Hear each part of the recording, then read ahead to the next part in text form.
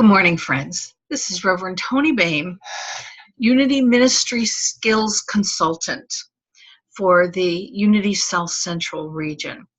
And it's my privilege to bring you skill sets that will enhance your team, enhance your board, enhance your ministry.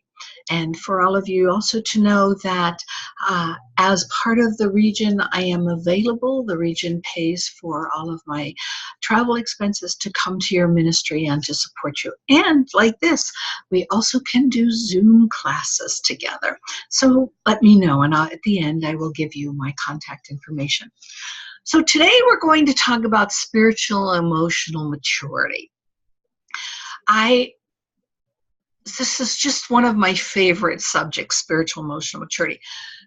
According to Cindy Wigglesworth, Spiritual Intelligence, Cindy has said that we have done a great job of spiritually awakening people, but we have not done a great job of spiritually maturing them.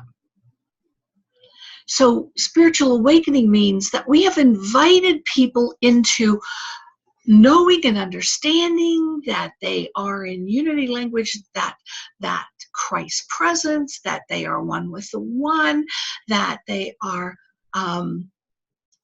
evolving out of victim. However, what we've done a good job on is evolving them out of victim, starting to take responsibility.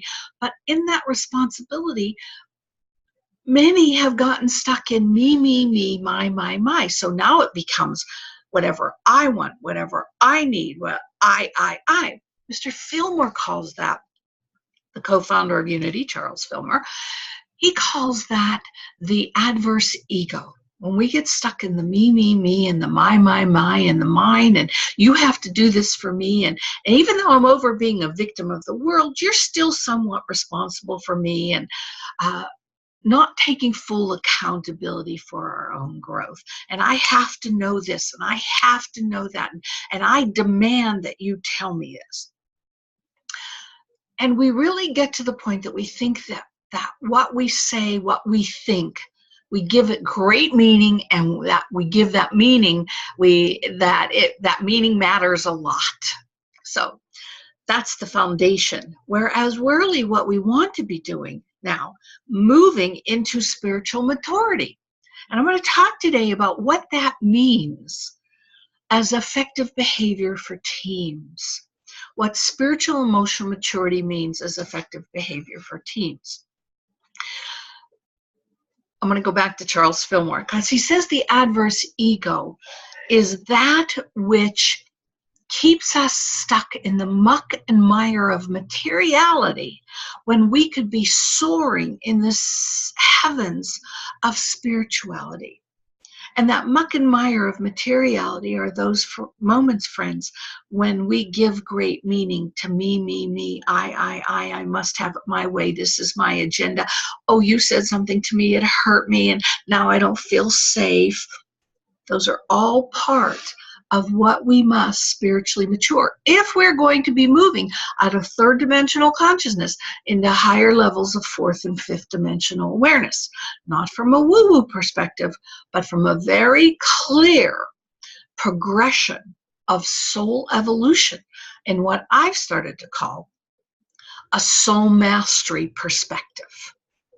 We are on a journey to soul mastery, of maturing that adverse ego, bringing it into full maturation so that we can ascension, Jesus' ascension is part of the story. Whether it happened or not, it doesn't matter.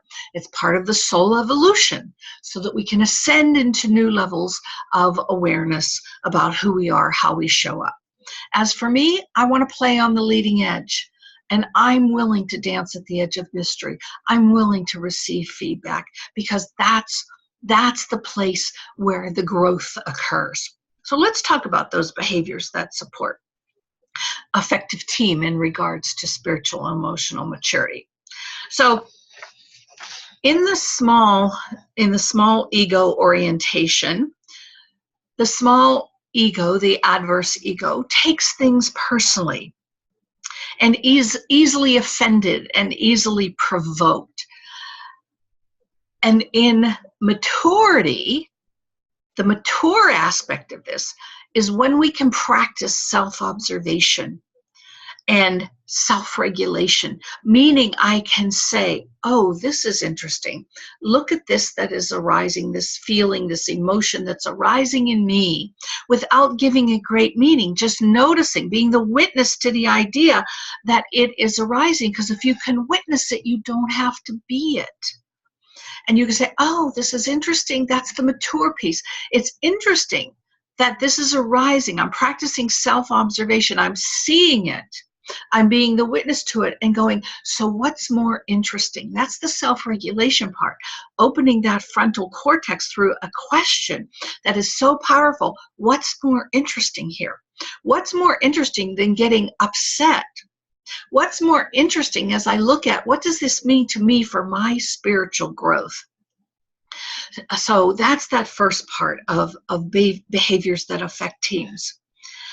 The second one in spiritual emotional maturity is the idea of being what I like to call conscious neutrality, the presence of all is well, a non-anxious presence in the midst of whatever is happening. Even a very tough board meeting where lots of energies are arising. I like to just think about those moments where energies are arising as an energetic puzzle that has popped a piece. And it's only popped a piece because it wants to change the picture. So that when we're willing to look at that from a spiritually emotional mature and be that space, that state of being of conscious neutrality, then again, we're not taking things personally. We're not reacting to the situation. We have the capacity to respond from the higher level of source energy that we are. So this idea of practicing self-observation, practicing self-regulation, being conscious neutrality, that non-anxious presence. The next spiritual emotional behavior that supports teams is when we stand as resilience and flexibility. When we go into meetings and we're firm and we think we know, oh, I know that I know and I'm not getting off of this. There's no negotiation there. There's no flexibility. There's no resilience. And resilience and flexibility become the cornerstone of spiritual maturity. Because in spiritual maturity, you must learn to dance at the edge of mystery, to dance in the midst of the unknown and allow the questions to arise. And in allowing questions to arise, answers will arise, but we don't stop at the answers. We allow the answers to call forth the next question. So that idea of resiliency and flexibility. In spiritual emotional maturity, we learn to communicate at a different level and from almost a different perspective. We communicate with authenticity, the courage to speak our truth, to really not play small or meek, but to speak with authenticity and with strength and with the capacity to know that we are being heard. With spiritual emotional maturity, we are willing to be collaborative. We move out of the small ego of my way or the highway into a consciousness of I want to be a collaborative space in the universe for regardless of what is happening. I want to seek input from others around decisions. I just don't want to be the only decision maker because I believe that it's my way or the highway, or even that I know best for you. That's all the adverse ego. In spiritual emotional maturity, we live from a perspective of wanting clarity and yet being able to focus and be intentional. We want to be clear in our thoughts and be able to focus and be intentional so that we can make the best decisions. In this, we're willing to be risk takers, and we're willing then to make decisions not knowing 100% what might come out of this, but having looked at what might be the unintended consequences and moving on anyways. That's spiritual emotional maturity versus being defensive and fearful because, oh, I just don't have enough information. Well, guess what? We might never have enough information because there's so much information coming down the pike. The next is willing to be self-motivated. I don't need you to motivate me because I am self-motivated because I know I'm enough. In small adverse ego, we don't know we're enough. So we're always looking outside ourselves for something to motivate us. But when we know that we are enough, we can be self-motivated. We can take those actions that move us to the next level. And as I mentioned before, we're also risk takers, and we're not afraid to take risks. You know, in business, and this is how, when I was in the business arena and working and a director in many places and vice president in others, I knew the people that reported to me were going to make mistakes. How did I know that? Because I made mistakes.